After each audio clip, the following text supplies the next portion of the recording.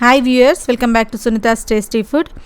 Today's recipe is super simple to make and taste amazing with less ingredients. Dal with combination of methi leaves and with fresh coconut. You can definitely try this recipe. So without any further delay, let's get into the recipe. Look at the methi leaves, how green fresh leaves growing in our own pot.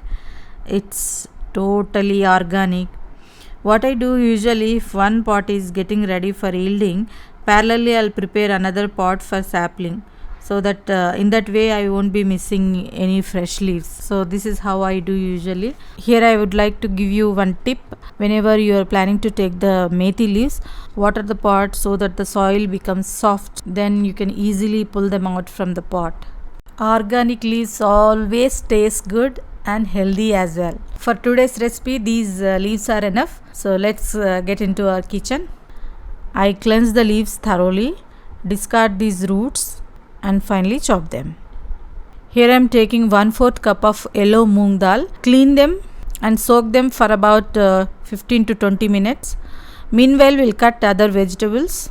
Now let's start our recipe. In a pan goes in 3.5 tablespoons of oil.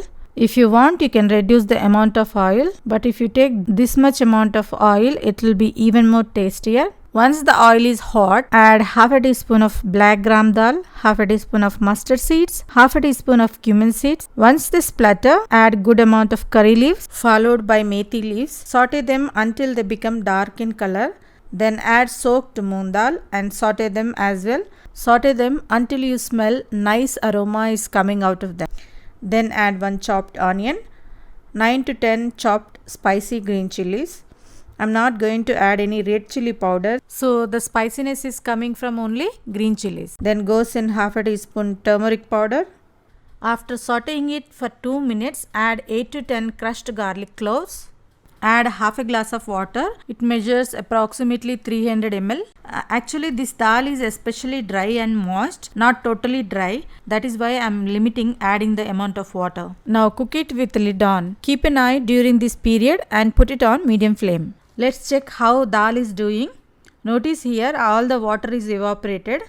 We will check how far it is cooked. It is cooked 80%. Now at this stage, grind 1/3 cup of fresh coconut without adding water. We want very fine ground coconut. Look at this, how fine it is. Now add it to the dal. Now let the coconut cook completely until the rawness is gone. At the end of the recipe, add salt. If you add the salt before, the dal will not be cooked properly. That's why I'm asking you to add it to the end. That's it. This super delicious healthy recipe goes well with roti, rice as well. If you like this recipe, please do share it to your friends and family members and do not forget to subscribe. Thank you for watching.